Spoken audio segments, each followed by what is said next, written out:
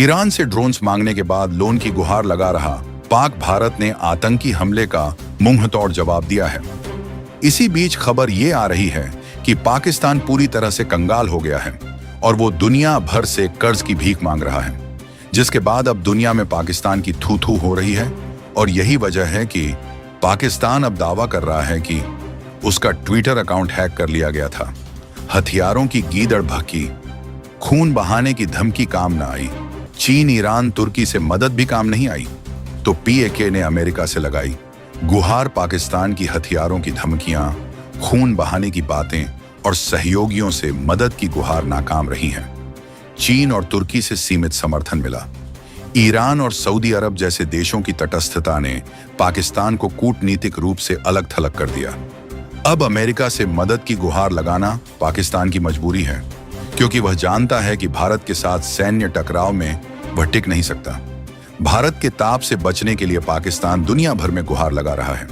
शनिवार देर रात को शहबाज शरीफ ने ईरान के राष्ट्रपति महमूद पेजेशकियान से बात की और भारत के साथ तनाव को लेकर उनसे चर्चा की। इस दौरान शहबाज शरीफ ने कहा कि पाकिस्तान शांति चाहता है।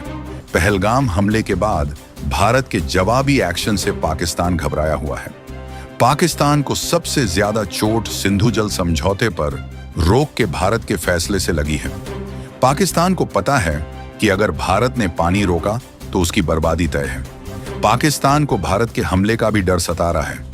यही वजह है कि अब वह भारत के ताप से बचने के लिए दुनिया भर में गुहार लगा रहा है।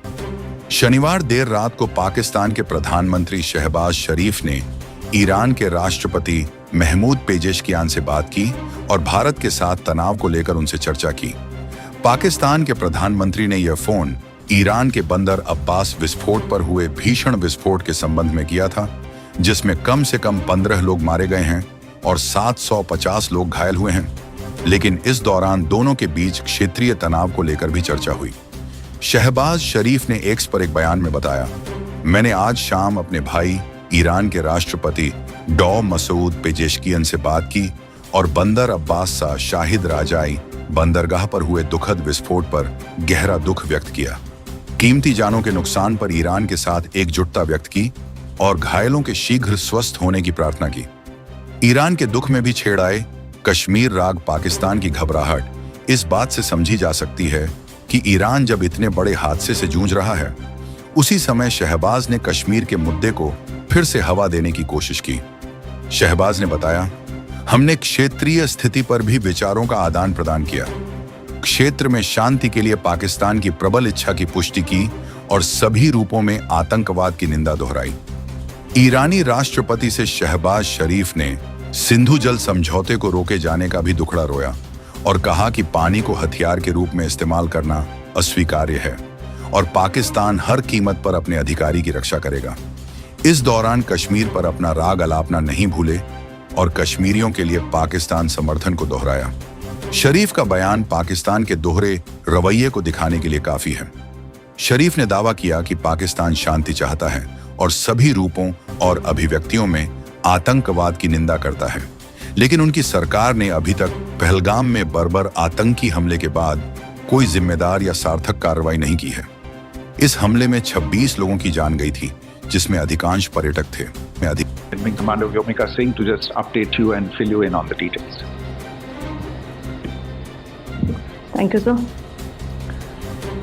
ऑपरेशन सिंदूर पर 7 मई 2025 को हुई प्रेस कॉन्फ्रेंस के दौरान भारत ने अपनी प्रतिक्रिया को केंद्रित, संतुलित और गैर उत्तेजक बताया था।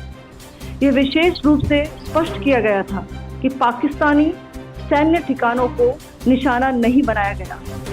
साथ ही दोहराया गया कि भारत में किसी भी सैन्य लक्ष्य पर हमले का उचित जवाब दिया जाएगा।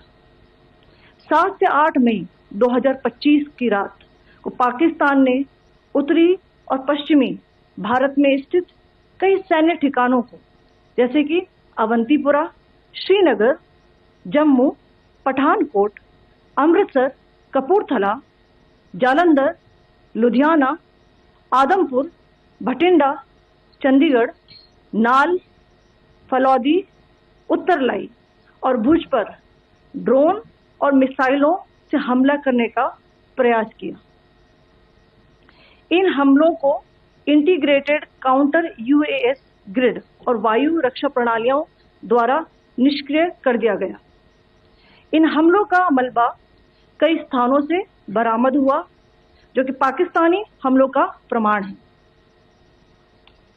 On the night of 7th May 2025, Pakistan attempted to engage a number of military targets in northern and western India using drones and missiles. These places included Avantipura, Srinagar, Jammu, Pathankot, Amritsar, Kapurthala, Nal, Jalandhar, Ludhiana, Adampur, Bhatinda, Chandigarh, Falodi, Uttarlai and Bhuj. These were neutralized by the integrated counter unmanned aerial system and other air defense systems. The debris of these attacks is now being recovered from a number of locations that prove the Pakistani attacks.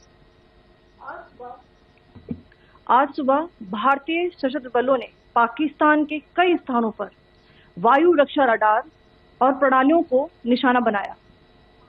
Bharat की प्रतिक्रिया समान क्षेत्र में समान तीव्रता के साथ की गई।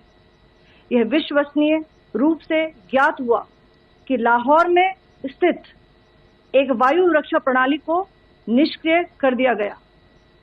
Today morning, Indian Armed Forces targeted air defense radars and systems at a number of locations in Pakistan. Indian response has been in the same domain with the same intensity as Pakistan.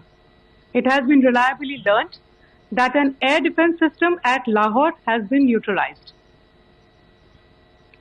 Pakistan ने नियंत्रण रेखा पर आकरण गोलीबारी की तीव्रता बढ़ा दी है, जिसमें कुपवाड़ा, बारामूला, उरी, पुंछ, मेंढर और राजौरी क्षेत्रों में मोर्टार और भारी तोपखाने का इस्तेमाल किया जा रहा है। Pakistan has increased the intensity of its unprovoked firing across the line of control using mortar and heavy calibre artilleries in areas in Kupwara, Baramulla, Uri, Poonch, Mendhar and Rajouri sectors in Jammu and Kashmir. 16 innocent lives have been lost, including 3 women and 5 children, due to the Pakistani firing. Here too, India was compelled to respond to bring mortar and artillery fire from Pakistan to a halt. Indian Armed Forces reiterate their commitment to non-escalation, provided it is respected by the Pakistan.